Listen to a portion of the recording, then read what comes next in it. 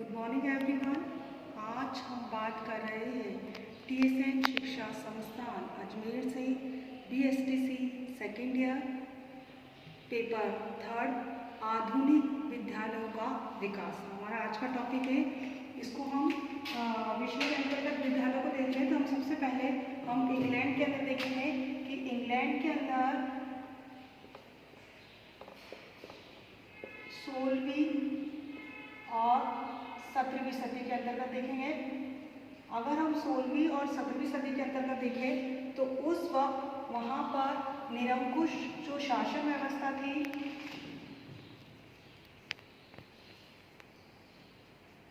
निरंकुश शासन समाप्त हो गया था, लेकिन वहाँ पर फिर भी निरंकुश शासन समाप्त होकर वहाँ पर क्या आई थी, संसदीय व्यवस्था स्थापित हो गई थी। यानी 16वीं और 17वीं सदी में निरंकुश शासन व्यवस्था समाप्त होने के बाद संसदीय शासन व्यवस्था वहाँ पर स्थापित हो गई। लेकिन फिर भी वहाँ पर जो पूंजीपति थे, जो जमींदार थे, उनका स्वामित्व बना हुआ था। इसका मीनिंग है कि समाज पर उनका नियंत्रण उस वक्त भी था और उनका प्रभुत्व देखने को मिला। और यही कारण था कि वहाँ पर व्यापक रूप से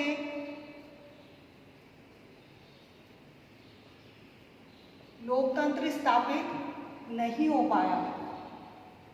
मतलब प्रारंभ तो कर दिया था, संसदीय व्यवस्था आ गई, चुनाव हो गया, यानी लोकतंत्र आ गया, और लेकिन पूंजीपति और जमींदार थे, उनका समाज पर वर्चस्व था, उनका नियंत्रण था। और इसी कारण से वहाँ पर व्यापक रूप से 16वीं और 17वीं सदी के अंदर लोकतंत्र स्थापित नहीं हो पाया, जिसका प्रभाव शिक्षा पर भी देखने को मिलता है। और अगर हम 20वीं सदी देखें तो 20वीं सदी के अंदर वहाँ पर 20वीं सदी के अंतर्गत वहाँ पर संसद चुनाव प्रारंभ हो गया था, यानी लोकतंत्र प्रारंभ हो चुका था,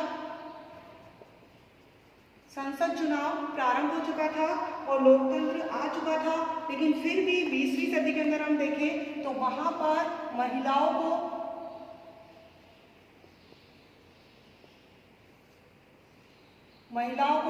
और जो मजदूर थे उनको मत देने का अधिकार नहीं था।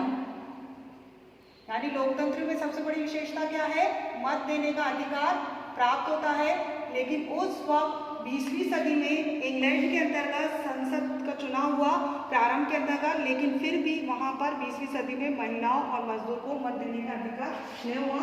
यानी कि वहाँ पर लोकतंत्र प्रारंभ तो हुआ था, लेकिन वहाँ पर ये अधिकार मत देने का नहीं हुआ, यानी लोकतंत्र ढंग से डेवलप नहीं हो पा रहा था। इंग्लैंड के अंदर हम आधुनिक शिक्षा अगर देखें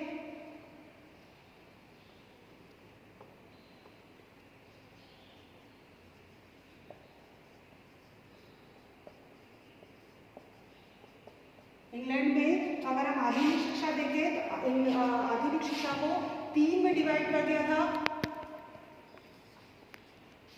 सब्जेक्ट जो फर्स्ट थी वहां पर थी अभिजात्य वर्ग, और अभिजात्य वर्ग के लिए जो डेवलप हुआ था वो थी निजी शालाएं,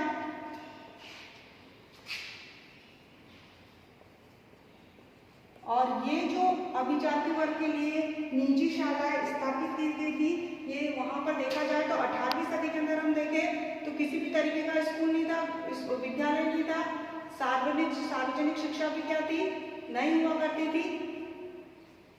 यानी शिक्षा की कोई व्यवस्था 18वीं सदी के अंदर नहीं थी। लेकिन अगर हम उसके बाद देखें तो जो लड़के हुआ करते थे, जो अभिजाति वर्ग के लड़के हुआ करते थे, वो क्या करते थे, हम सबको पता है कि प्राचीन समय के अंदर उच्च वर्ग के अंदर पुरुषों को शिक्षा प्राप्त करने का अधिकार था। तो उस वक्त अभिजाति वर्ग के जो लड़के हुआ करते थे उनको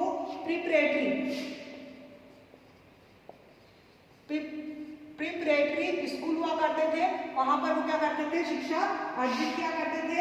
और उसके बाद जब बाद में जो शिक्षा प्रारंभ हुई वो क्या हुई, आवासीय शिक्षा हुई, जो आज हम देख सकते हैं कि बोर्डिंग स्कूल के अंदर महंगे बोर्डिंग स्कूल होते हैं वर्तमान के अंदर भी, और वहाँ पर क्या करते हैं अभिजाति वर्ग के धनाढ़ वर्ग के व्यक्ति क्या करते हैं शिक्षा अर्जित करते हैं। तो वर्तमान की व्यवस्था हम देख सकते हैं जो आज भी हमारे यहाँ पर बनी हुई है।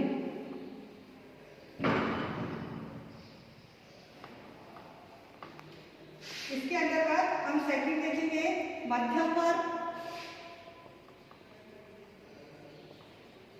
और मध्यम वर्ग के अंतर्गत अगर हम देखेंगे ग्रामर शालाएं थी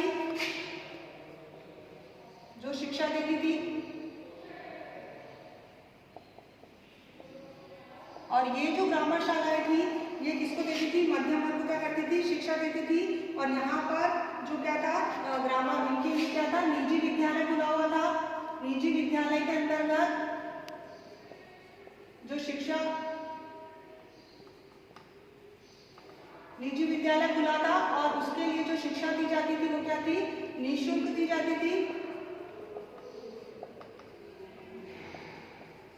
ग्रामर शाला में प्रारंभ के अंदर निःशुल्क शिक्षा दी जाती थी, और ये जो निःशुल्क शिक्षा दी जाती थी इसके अंदर मध्यम वर्ग के लोग शिक्षा अर्जित करने के लिए जाते थे। जो व्यापारी होते थे छोटा मोटा व्यवसाय करते थे वो लोग जाते थे।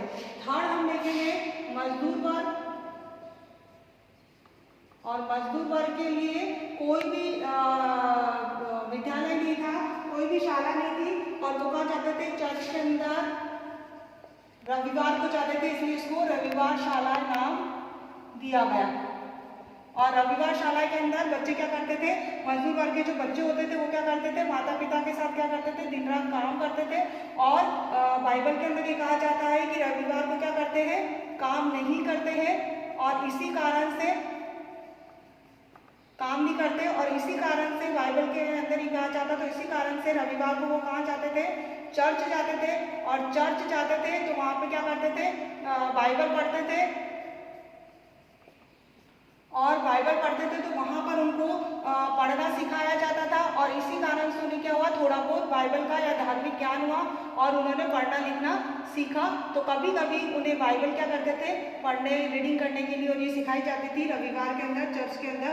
तो मजदूर वर्ग के लिए सिर्फ क्या थी चर्च के अंदर जाकर यही व्यवस्था थी। और अंत में जो मजदूर वर्ग थे ये जो चर्च शालाएं थी यही क्या बन गई थी हमारे यहाँ पर बाद में जाकर ये क्या बनी थी सार्वजनिक शिक्षा का आधार बनी थी।